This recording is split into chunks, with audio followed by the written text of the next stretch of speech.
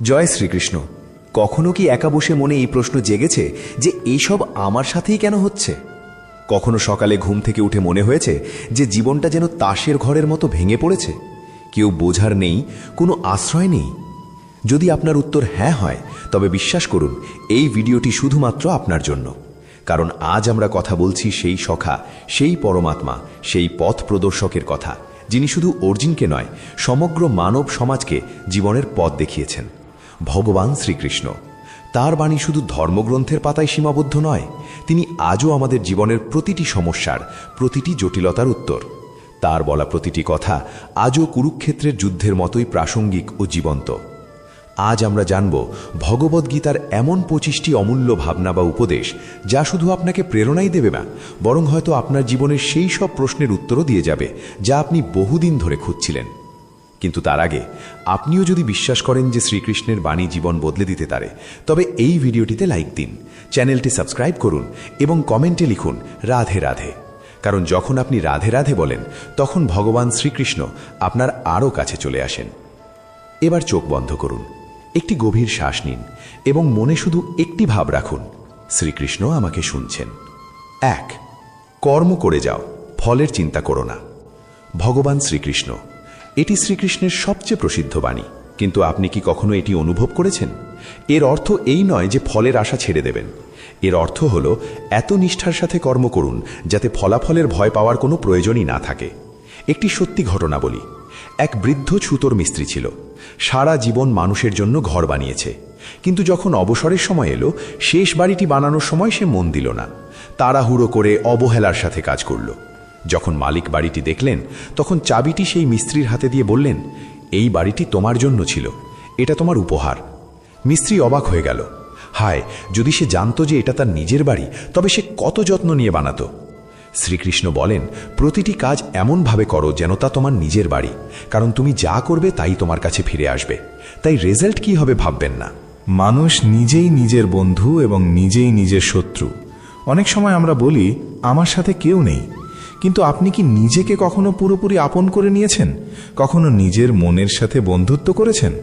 শ্রীকৃষ্ণ বলেছেন যে নিজের মনকে জয় করে নিয়েছে সেই আসল যোদ্ধা। মহাভারতে অর্জুন যুদ্ধক্ষেত্রে দাঁড়িয়েছিলেন, সামনে নিজের গুরু, ভাই এবং পরিবারের লোকজন। কাঁপছে হাত, টলছে মন। তখন শ্রীকৃষ্ণ হেসে বললেন, অর্জুন, তোমার সবচেয়ে বড় যুদ্ধ সামনে নয়, তোমার ভেতরে চলছে। আর যখন অর্জুন নিজের ভেতরের ভয়কে হারালেন, তখনই তিনি প্রকৃত বীর হয়ে উঠলেন। আজ আমরাও অনেক সময় নিজের কাছেই হেরে যাই, কখনো ভয়ে, কখনো হীনমন্যতায়, কখনো বা হতাশায়। কিন্তু মনে রাখবেন, আপনার সবচেয়ে বড় সাথী আপনার মন। যদি সে আপনার হয়ে যায়, তবে দুনিয়ার কোনো শক্তি আপনাকে আটকাতে পারবে না। যা হয়েছে ভালো হয়েছে, যা হচ্ছে ভালোই হচ্ছে, যা হবে তাও ভালোই হবে। এই কথাটা প্রথমবার শুনলে একটু রাগই হয়, কারণ যখন খারাপ সময় চলে তখন কি করে বলি যে ভালো হচ্ছে? কিন্তু শ্রীকৃষ্ণের এই বাণী শুধু সান্ত্বনা নয়, এটি এক গভীর সত্য। এক যুবকের খুব বড় চাকরি হয়েছিল, কিন্তু জয়েন করার ঠিক আগেই তার অ্যাক্সিডেন্ট হলো। চাকরিটা চলে গেল। সে খুব হতাশ হয়ে পড়ল। কিন্তু কয়েক মাস পরেই সেই কোম্পানিতে এক বিরাট কেলেঙ্কারি ধরা পড়ল এবং সমস্ত কর্মচারী জেলে গেল।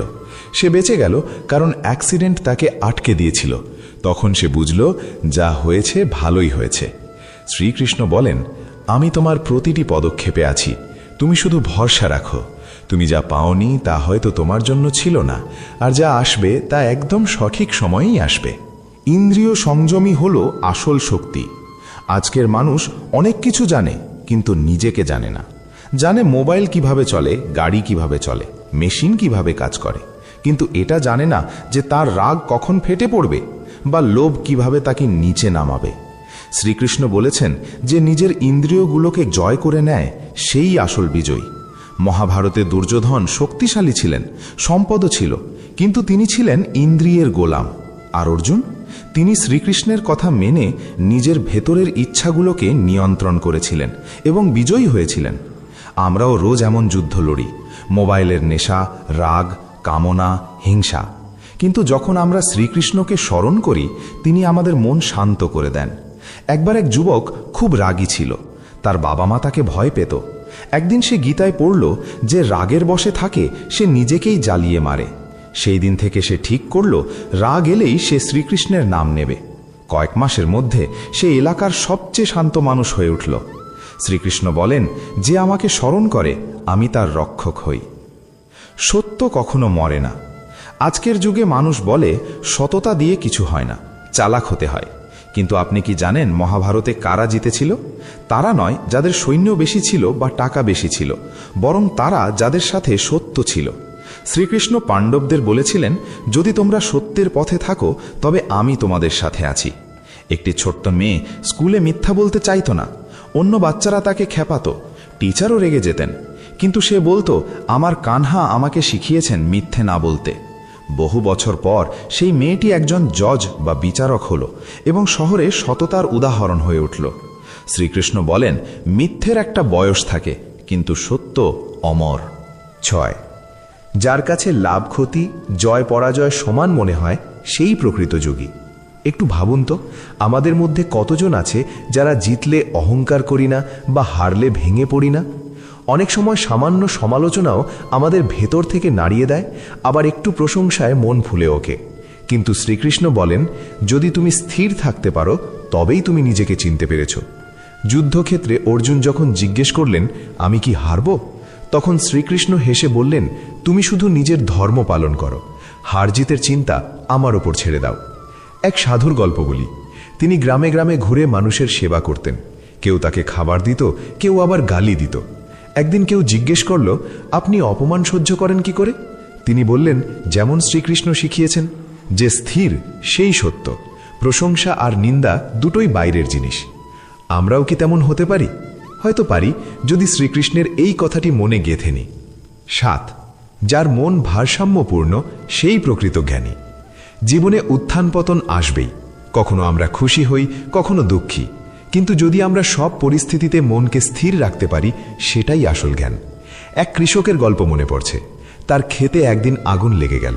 গ্রামবাসীরা দৌড়ে এলো, বলল, হায়, তুমি তো শেষ হয়ে গেলে। কৃষক শান্ত ছিল, শুধু বলল, হয়তো ভগবানের এটাই ইচ্ছা। 1 সপ্তাহ পরে বৃষ্টি হলো এবং তার পোড়া ক্ষেতের পাশেই একটা নতুন জলের উৎস বা ঝর্ণা বেরিয়ে এলো। এখন সেই জমি সবচেয়ে উর্বর হয়ে গেল। লোকে জিজ্ঞেস করল, তুমি রাগলে না কেন? সে বলল, শ্রীকৃষ্ণ শিখিয়েছেন যে স্থির সেই প্রকৃত জ্ঞানী। তাই পরের বার যখন জীবনে কিছু বিগড়ে যাবে, একবার মনে মনে বলুন, কৃষ্ণ তুমি আছো তো, তাহলে আমি ভয় পাবো কেন? 8, সংসারে সব কিছুই নশ্বর, কেবল আত্মা অমর। এটি খুব গভীর একটি ভাবনা। আমরা রোজ কোনো না কোনো জিনিস নিয়ে চিন্তায় থাকি। চাকরি চলে গেল, গাড়ি খারাপ হলো, ফোন ভেঙে গেল, কিন্তু কখনো ভেবেছেন যে এগুলো তো সব বাইরের জিনিস? শ্রীকৃষ্ণ বলেন, আত্মাকে আগুন পোড়াতে পারে না, অস্ত্র কাটতে পারে না, বাতাস শুকাতে পারে না, তা অজন্মা ও অমর। যখন কোনো প্রিয়জন আমাদের ছেড়ে চলে যান, হৃদয় ভেঙে যায়, কিন্তু শ্রীকৃষ্ণ আমাদের মনে করিয়ে দেন যে যাকে তুমি মৃত ভাবছ সে কেবল শরীর ছিল, আত্মা তো এখনো আছে, শুধু এক নতুন শরীরের যাত্রায় এগিয়ে গেছে। এক মা তার ছেলেকে হারিয়েছিলেন, প্রতিদিন কাঁদতেন। একদিন কেউ তাকে গীতার এই কথাটি শোনালো। সেই রাতে প্রথমবার তিনি চোখ বন্ধ করলেন এবং বললেন, শ্রীকৃষ্ণ, আমি তোমাকে বুঝতে পারিনি, কিন্তু এখন আমি তোমায় বিশ্বাস করি। ধীরে ধীরে তার যন্ত্রণা কমতে লাগলো। 9, যে ভক্তি ভরে আমাকে কিছু দেয়, আমি তা প্রেম ভরে গ্রহণ করি। শ্রীকৃষ্ণের কি সোনার থালা চাই, হিরে মানিক? না, তিনি তো শুধু প্রেম চান। গীতায় তিনি বলেছেন, যদি কেউ আমাকে ভালোবেসে একটি পাতা, একটি ফুল বা একটু জলও অর্পণ করে, আমি তাও গ্রহণ করি। সুদামার উদাহরণ দেখুন।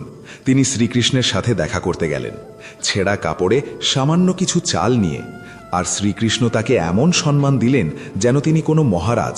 কেন? কারণ খাঁটি প্রেম দেখানোর চেয়ে অনেক বড়।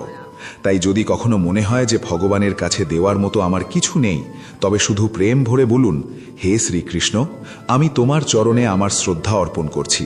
তিনি সেটাকেই স্বর্গের উপহার মনে করেন। 10, যে সত্য মনে আমার শরণাপন্ন হয় তাকে আমি কখনো ত্যাগ করি না। কখনো কখনো আমরা ভাবি যে ভগবান আমার উপর রেগে আছেন, আমি অনেক পাপ করেছি, এখন শ্রীকৃষ্ণ আর আমার কথা শুনবেন না। কিন্তু শ্রীকৃষ্ণ বলেন, তুমি শুধু আমার শরণে এসো, আমি তোমাকে সব বন্ধন থেকে মুক্ত করে দেব। আরণ্যক নামে এক চোর ছিল, মন্দিরে চুরি করত। একদিন ধরা পড়ে জেলে গেল। সেখানে এক কয়েদি তাকে গীতা দিল। সেটা পড়ে সে শ্রীকৃষ্ণকে ডাকল, তুমি কি আমাকেও মাফ করতে পারো? রাতে সে স্বপ্ন দেখল শ্রীকৃষ্ণ হাসছেন আর বলছেন, তুই এখন আমার স্মরণে আছিস, তোর চেয়ে বড় পুণ্যবান আর কে? সেই চোর আজ সাধু, লোকে তাকে কৃষ্ণদাস বলে ডাকে। কেন? কারণ শ্রীকৃষ্ণ কখনো কাউকে ছাড়েন না, যতক্ষণ না আমরা নিজেরা তাকে ছেড়ে দিই। 11, যে নিজের কর্ম নিষ্ঠার সাথে করে সেই আমার পুজো করে। এই বাণীটি খুব সোজা ও সরল, কিন্তু অত্যন্ত গভীর। শ্রীকৃষ্ণ বলেন, তোমাকে মালা নিয়ে পাহাড়ে যেতে হবে না, পুজো সেটাই যা তুমি তোমার কর্তব্যের মধ্যে দিয়ে করো।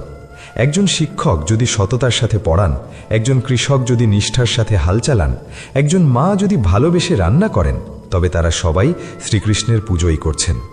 যখনই আমরা আমাদের কাজকে সম্পূর্ণ শ্রদ্ধা ও মনোযোগ দিয়ে করি, সেটা একটা ছোট্ট মন্দিরে পরিণত হয়, যেখানে ভগবান হেসে তাকিয়ে থাকেন। এক ব্যক্তি ভগবানকে খুঁজতে তীর্থে তীর্থে ঘুরছিল। ক্লান্ত হয়ে ফেরার পর তার মা বললেন, তুই যদি আমাকে এক গ্লাস জল খাওয়াতি, তবে শ্রীকৃষ্ণ তোর কাছেই থাকতেন। কেন? কারণ কর্মই ভক্তি। 12, যে স্বার্থমুক্ত হয়ে কাজ করে সেই আমার প্রিয়। আজ আমরা যা কিছুই করি তার পেছনে কোনো না কোনো আশা থাকে। এটা করলে ওটা পাবো, ওর উপকার করলে ও আমার উপকার করবে, ইত্যাদি। কিন্তু শ্রীকৃষ্ণ বলেন, তুই শুধু কাজ কর, ফলের চিন্তা করিস না। যখন আমরা কোনো আশা ছাড়াই কিছু করি, তখনই তা ঈশ্বরের প্রতি সমর্পণ হয়ে যায়। এক সাধারণ মানুষ রোজ মন্দিরের চাতাল পরিষ্কার করত। কেউ তাকে জিজ্ঞেস করল, এতে তুমি কিছু পাও? সে বলল, আমি শুধু আমার কৃষ্ণকে একটা পরিষ্কার জায়গা দিতে চাই, ব্যাস। তার ওই ভাব, ওই নিঃস্বার্থ সেবা হয়তো 1000 ঘন্টার পুজোর চেয়েও বেশি দামি ছিল। কখনো কখনো আমরা পরিবার, বন্ধু বা সমাজের জন্য কিছু করি। যদি তা নিঃস্বার্থ হয়, তবে জানবেন শ্রীকৃষ্ণ স্বয়ং তা গ্রহণ করছেন। 13, যে ক্ষমা করে সেই বীর। শক্তির মানে সবসময় প্রতিশোধ নেওয়া নয়, কখনো কখনো আসল শক্তি থাকে ক্ষমার মধ্যে। কৌরবরা পাণ্ডবদের অপমান করেছে, ছল করে বনবাসে পাঠিয়েছে, এমনকি দ্রৌপদীর বস্ত্রহরণও করেছে।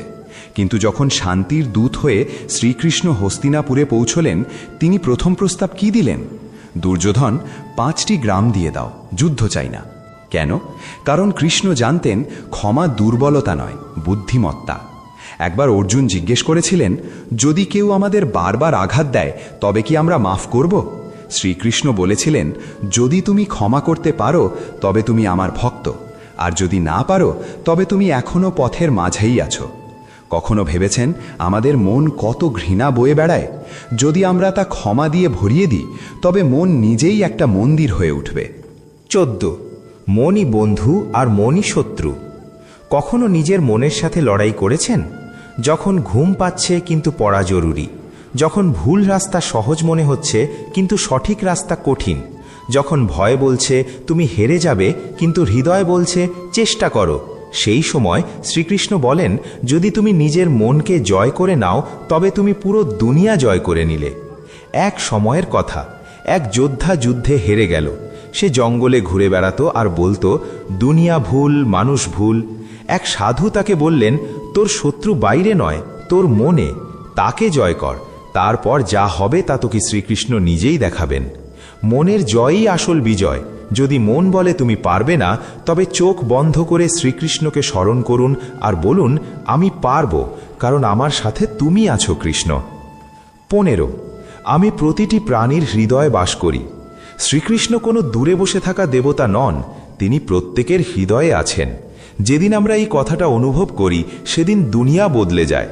তখন আমরা কারোর সাথে মিথ্যা বলি না, কাউকে ঠকাই না, কারোর মনে কষ্ট দিই না। কারণ আমরা বুঝতে পারি, যার সাথে আমি এটা করছি তার হৃদয়েও তো শ্রীকৃষ্ণ আছেন। এক বৃদ্ধ ভিখারি রোজ মন্দিরের বাইরে বসত। লোকে তাকে দূর দূর করত। একদিন এক ছোট্ট মেয়ে তাকে জল খাওয়ালো। ভিখারি হাসলো আর বলল, তুই শ্রীকৃষ্ণকে জল খাওয়ালি মা, তুই ধন্য। মেয়েটি অবাক হয়ে বলল, কিন্তু আপনি তো। ভিখারি বলল, প্রতিটি জীবের মধ্যেই তিনি বসে আছেন। যে এটা বুঝে নিল, সে শ্রীকৃষ্ণকে পেয়ে গেল। তাই যখন কারোর সাথে দেখা হবে, সে আপন হোক বা পর, তার ভেতরের কৃষ্ণকে দেখুন, দেখবেন আপনার জীবন বদলাতে শুরু করেছে। 16, যে মানুষ মোহ ত্যাগ করে সেই প্রকৃত সুখ পায়। আমরা এই দুনিয়ায় অনেক কিছু জমাতে থাকি, সম্পর্ক, জিনিসপত্র, নাম, সন্ধান, আর ধীরে ধীরে সেসব আমাদের মনকে বাঁধতে শুরু করে। কৃষ্ণ বলেন, তুই এসবের সাথে যুক্ত হ, কিন্তু মোহ করিস না। মোহ তোকে দুঃখ দেবে। মোহ কি? মোহ হলো সেই বাঁধন যা আমাদের আটকে রাখে। যেমন বাচ্চার একটা খেলনা পছন্দ, কিন্তু যদি সে সেটা ছাড়তে না পারে, তবে সেই খেলনা আর তার বন্ধু নয়, বাঁধন হয়ে দাঁড়ায়। এক সাধু তার শিষ্যকে বলেছিলেন, যদি তুই নদীতে সাঁতার কাটতে চাস, তবে পাথর ধরে রাখতে পারবি না। আমরাও জীবনে যদি ভেসে থাকতে চাই, তবে মোহের পাথর ছাড়তে হবে। মা বাবাকে ভালোবাসুন, কিন্তু মোহ থাকলে তাদের যাওয়ার পর সারা জীবন ভেঙে থাকবেন। শ্রীকৃষ্ণ নিজেও মোহ করেননি। তিনি রাধাকে ভালোবেসেছিলেন, কিন্তু মোহ করেননি। অর্জুনকে সখা বলেছিলেন, কিন্তু যুদ্ধে আবেগপ্রবণ হননি। এটাই তিনি শেখান, জড়িয়ে থাকো, কিন্তু আটকে থেকো না। 17, যে সবাইকে সমান দৃষ্টিতে দেখে সেই আমার প্রিয়। আমরা প্রায় মানুষকে তাদের রূপ, নাম, জাতি বা কাজ দিয়ে বিচার করি, কিন্তু শ্রীকৃষ্ণ বলেন, যে প্রকৃত ভক্তিকে চিনেছে তার কাছে সবাই সমান। একবার এক ব্রাহ্মণ এবং এক শূদ্র একই মন্দিরে ভগবানকে প্রণাম করছিলেন। লোকেরা ব্রাহ্মণকে আগে ডাকল, শূদ্রকে পেছনে সরিয়ে দিল। এক সন্ত এলেন এবং বললেন, কৃষ্ণের কাছে না কেউ উপরে, না কেউ নিচে। তোমরা সব ভেদাভেদ ভাঙো, তবেই প্রকৃত ভক্ত হবে। শ্রীকৃষ্ণ তো সেই বৃন্দাবনের যেখানে রাখাল বালক, গোপী, পশু পাখি সবাই তার প্রিয়। যখন যুদ্ধ হলো, তিনি অর্জুনের রথেও বসলেন, আবার কর্ণের জন্য চোখের জল ফেললেন। কৃষ্ণ সবার, আর যে সবাইকে এক দৃষ্টিতে দেখে সে কৃষ্ণের। যখন আমরা কাউকে ছোট মনে করি, তখন আমরা নিজেরাই ছোট হয়ে যাই। তাই কখনো জিজ্ঞেস করবেন না কে কি, শুধু দেখুন তার মধ্যেও কৃষ্ণ আছেন কিনা, আর যদি থাকেন তবে শুধু ভালোবাসুন। 18, যে নিরন্তর আমাকে স্মরণ করে, আমি তার জীবন নিজে সাজিয়ে দিই। আপনি একা ভয় পাচ্ছেন? কখনো কাউকে হারিয়ে মনে হয়েছে যে আর কিছু বাকি নেই? তবে একবার শান্ত হয়ে শ্রীকৃষ্ণকে স্মরণ করুন। তিনি বলেছেন, যে আমার নাম জপ করে, যে আমাতে বিশ্বাস রাখে, আমি তার সমস্ত চিন্তা নিজের কাঁধে তুলে নিই। এক বৃদ্ধা রোজ একটি প্রদীপ জ্বালাতেন। ঘরে কিছু ছিল না, তবুও তিনি বলতেন, আমার কানহা সব ব্যবস্থা করে দেবেন। একদিন তার ঘর পুড়ে গেল। লোকেরা বলল, এখন তোর কৃষ্ণ কোথায়? তিনি হাসলেন, বললেন, এখন তিনি নতুন ঘর দেবেন। এক সপ্তাহ পর গ্রামের এক ধনী ব্যক্তি এলেন এবং তার সেবায় মুগ্ধ হয়ে নতুন ঘর বানিয়ে দিলেন। কে করালেন? কৃষ্ণ। কেন? কারণ যখন আমরা তাকে মন থেকে ডাকি, তিনি আমাদের জীবনে প্রকট হন। তাই আজ যদি আপনি অন্ধকারে থাকেন, তবে শুধু নাম নিন, শ্রীকৃষ্ণ গোবিন্দ হরে মুরারি, আর দেখুন মন ধীরে ধীরে আলোয় ভরে উঠবে। 19, যখনই অধর্ম বাড়বে, আমি অবতার নেব। এই বচন শুধু অর্জুনের জন্য ছিল না, এই কথা আমাদের সবার জন্য। প্রতি যুগে যখন অধর্ম বাড়ে, তখন কোনো না কোনো রূপে কৃষ্ণ ঠিকই চলে আসেন। কখনো কোনো সত্যের কণ্ঠস্বর হয়ে, কখনো কোনো মায়ের চোখের জল মোছাতে, কখনো বা কোনো সাধারণ শিশুর সরলতায় কৃষ্ণ প্রকট হন। একবার এক ছোট গ্রামে এক বৃদ্ধ বাবাকে রোজ মন্দির ভাঙার হুমকি দেওয়া হতো। তিনি রোজ সকালে আরতি করতেন আর বলতেন, আমার কৃষ্ণ ঠিক চলে আসবেন। আর একদিন হঠাৎ সেখানকার অফিসার বদল হয়ে গেল, মন্দির বেঁচে গেল। লোকেরা জিজ্ঞেস করল, কিভাবে হলো? বাবা হেসে বলেছিলেন, বলেছিলাম না, যখন অধর্ম বাড়বে কৃষ্ণ আসবেন, শুধু তার সময়ের অপেক্ষা করো। তাই যখনই মনে হবে সব গন্ডগোল হয়ে যাচ্ছে, অন্যায় হচ্ছে, সত্য চাপা পড়ে যাচ্ছে, ভয় পাবেন না। শুধু মনে মনে বলুন, হে কৃষ্ণ, এবার তোমার আসার সময় হয়েছে। আর তারপর দেখুন এমন কিছু ঘটবে যা আপনাকে ভেতর থেকে নাড়িয়ে দেবে এবং বলবে, হ্যাঁ, তিনি এসে গেছেন। 20, মৃত্যু আমার কাছে কেবল পরিবর্তন মাত্র। যখন অর্জুন যুদ্ধক্ষেত্রে দাঁড়িয়ে কাঁপছিলেন, কৃষ্ণ বলেছিলেন, যাকে তুই মারছ ভাবছিস সে মরবে না, আত্মা অমর। আমরা সবাই কোনো না কোনো আপনজনকে হারিয়েছি, আর সেই দুঃখে প্রায়ই আমাদের মনে হয় সব শেষ হয়ে গেল। কিন্তু শ্রীকৃষ্ণ বলেন, মৃত্যু শেষ নয়, এটি শুধু পোশাক বদলানোর মতো। এক সময়ের কথা, এক মা তার ছেলেকে হারিয়েছিলেন। তিনি রোজ মন্দিরে এসে কাঁদতেন। একদিন তিনি কৃষ্ণকে বললেন, তুমি ভগবান, তবু তুমি আমার ছেলেকে কেন কেড়ে নিলে? রাতে তিনি স্বপ্নে দর্শন পেলেন। কৃষ্ণ বললেন, আমি তাকে কোথাও নিয়ে যাইনি, সে এখন আমার কোলে আছে, তুই কাঁদিস না, সে তোর থেকে আলাদা নয়, শুধু তোর চেয়ে একটু এগিয়ে গেছে। সেই দিনের পর ওই মা আর কখনো কাঁদেননি। তিনি রোজ আরতিতে বলতেন,